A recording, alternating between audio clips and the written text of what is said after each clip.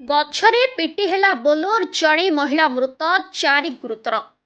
କଳାହାଣ୍ଡି ଜିଲ୍ଲା କଲମପୁର ଥାନା ଅନ୍ତର୍ଗତ ଗୁନୁଗୁନିଆ ଛକ ନିକଟରେ ଏକ ମର୍ମନ୍ତୁଦ ସଡ଼କ ଦୁର୍ଘଟଣା ଘଟିଛି। ଭାରସାମ୍ୟ ହରାଇ ଏକ ବୋଲେରୋ ଗାଡ଼ି ରାସ୍ତା କଡ଼ରେ ଥିବା ଗଛରେ ପିଟି ହେବା ଫଳରେ ଜଣେ ମହିଳାଙ୍କର ଘଟଣାସ୍ଥଳରେ ମୃତ୍ୟୁ ହୋଇଥିବା ସମୟରେ ଅନ୍ୟ 4 ଜଣ ଗୁରୁତର ଆହତ ହୋଇଛନ୍ତି।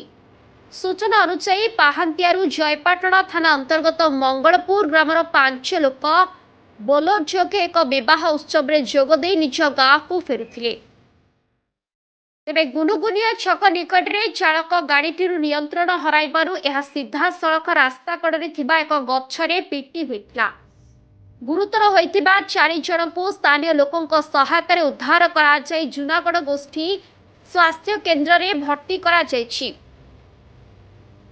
ମୃତ ମହିଳା ମିନୁରାଣୀ ସାହୁ, ବୟସ 31 ବର୍ଷ। ତାଙ୍କ ଶବ ଜୟପାଟଣା ଗୋଷ୍ଠୀ ସ୍ୱାସ୍ଥ୍ୟ କେନ୍ଦ୍ରରେ ଅଛି। ଶବ ବ୍ୟବଚ୍ଛେଦ ହେଲା ପରେ ପରିବାରକୁ ହସ୍ତାନ୍ତର କରାଯିବ। ଖବର ପାଇ ପୋଲିସ ଘଟଣାସ୍ଥଳରେ ପହଞ୍ଚି ତଦନ୍ତ ଆରମ୍ଭ କରିବା ସହିତ ଦୁର୍ଘଟଣାଗ୍ରସ୍ତ ଗାଡ଼ିଟିକୁ ଜବତ କରିଛି। କଳାହାଣ୍ଡିରୁ ଅମୋଜ ଧରୁଆଙ୍କ ରିପୋର୍ଟ, ସଂଘର୍ଷ ଟିଭି।